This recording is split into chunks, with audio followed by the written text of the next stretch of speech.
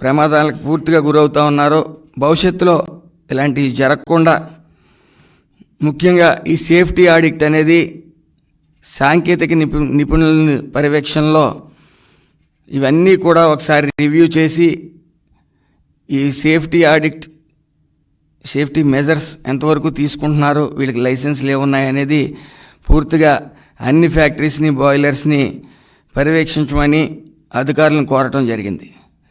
అలాగే ముఖ్యంగా మనం చూసినట్టయితే ఏపీ జెన్కో 800 మెగావాట్స్ ప్రాజెక్ట్ని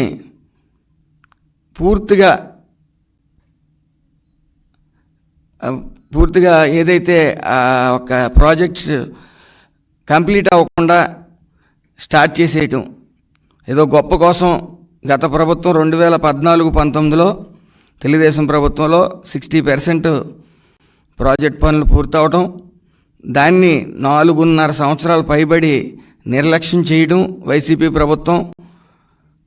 తర్వాత హడావిడిగా ఎలక్షన్ ముందు 70% కంప్లీట్ అయిన ప్రాజెక్ట్తో స్టార్ట్ చేసేయటం.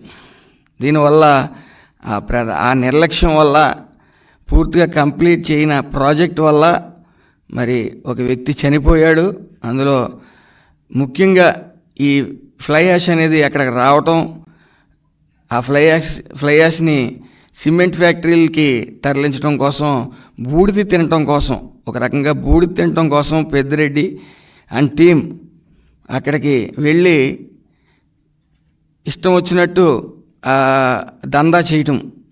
అదేవిధంగా పూర్తిగా చుట్టుపక్కల గ్రామాలన్నీ కూడా బూడిదమయం అవటం, ఈ యొక్క ఫ్యాక్టరీ పూర్తి కాకుండా చేయటం వల్ల అనేక అనారోగ్యాలకు గురవుతూ ఉన్నారు. ఇవేమీ పట్టకుండా పూర్తిగా ఈ యొక్క శాఖని పూర్తిగా ఈ యొక్క నిధులను కూడా డైవర్ట్ చేయటం, సుమారు 3,000 కోట్లు భవన నిర్మాణ కార్మికులకి చెందిన అమౌంట్ని నిధుల్ని డైవర్ట్ చేయడం జరిగింది.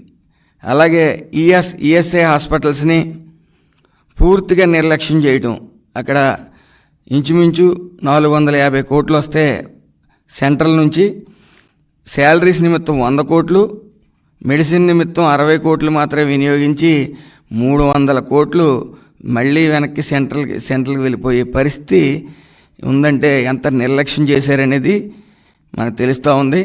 ఏదేమన్నప్పటికీ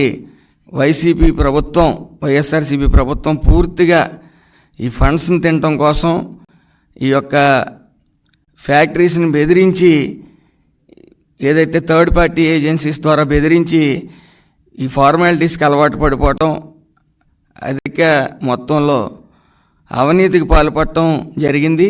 దాని ప్రభావమే గత 15 రోజుల నుంచి ఈ 4 ఇన్సిడెంట్లు ప్రమాదాలు జరగడం జరిగింది. కాబట్టి ఇక్కడి నుంచి ఈ సేఫ్టీ ఆడిట్ అనేది సాంకేతిక నిపుణులతో పర్యవేక్షణ చేయడం జరుగుతుంది.